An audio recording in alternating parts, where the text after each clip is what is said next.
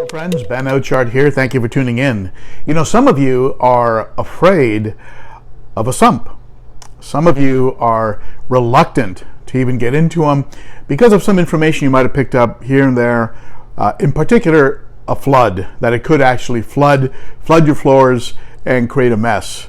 Well, in this video, I'm going to show you that you don't need to fear the flood. Let's get going.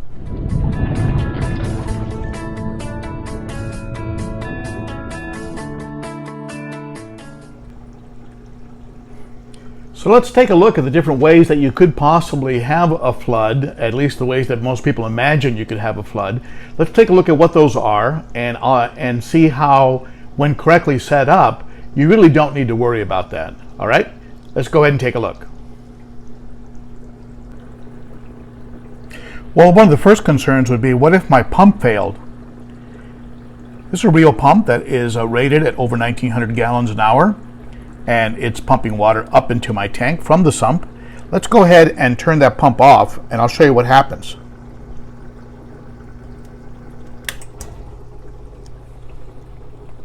If you have the correct amount of water set up in the system, what will happen is your sump will start to fill up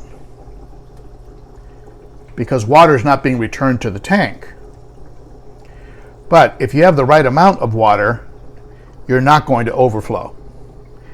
As you can see here, I have a lot. Here's my water line right now. I have a lot of room to go. So the chance of getting an overflow here is very unlikely. As a matter of fact, water has already stopped moving into the overflow, into the actual sump system. Mostly because what you have is you have some cutouts here. You can see here, I'll open this up. And what you have is you have cutouts in this type of a system. You see them there. And really that's how far to the bottom of those cutouts. And in my case, it's not even going to empty out the overflow chamber. You see the overflow chamber here. Normally the water would go ahead and flow all the way to the bottom here, all the way to the bottom of this chamber, right? But in my case, I have a Durso. This is called a Durso, which helps to quiet down the overflow box. So it's only going to go to a few inches, about right up to here is about as far as it's going to drain. So that's how much water is going to move from the tank into the sump, and so you have no chance of a flood whatsoever in the event of a pump failure.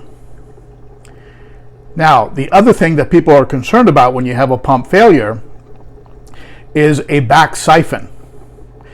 A back siphon is when water starts to back siphon from the tank back into the sump through the very hose that normally would return water to the tank. Now that's not going to occur either, and I'm going to show you why. It's not going to occur because right here you have a one-way valve. This is a one-way valve. It only allows water to travel up to the tank, and when you have a pump shutoff and water tries to flow back into the sump using that hose, that valve will shut. Now, admittedly, sometimes those valves will fail.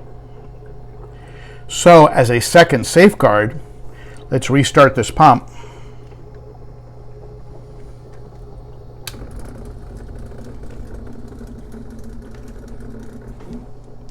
As a second safeguard, I have drilled a hole in the back of this right here. So what you have here, this is the return, and you can't really see it because I have a thermometer sensor there, or rather a heater controller sensor. But you see the bubbles there? Do you see those bubbles?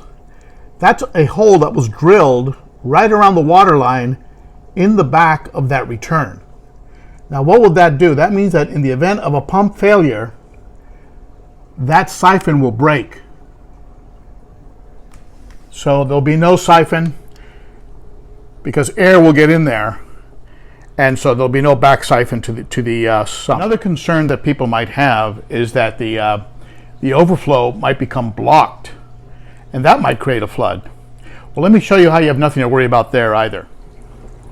We can test that by just blocking the overflow. Let's just shut this down so that water can't move from the tank into the sump. So right there, I have closed that gate, I've closed that valve.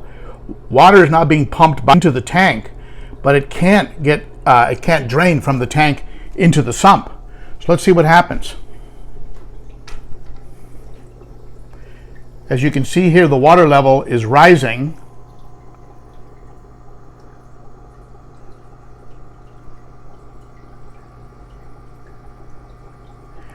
And you're going to hear a buzzing sound, which is the sound that the pump makes. You hear that?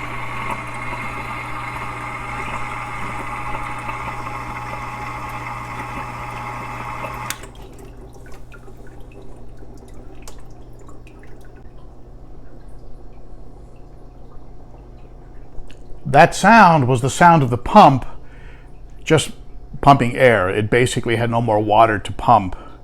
And yet you can see that it took the water level of about a ½ inch from the top. So we were still pretty safe and pretty far from flooding. So we're still in really good shape.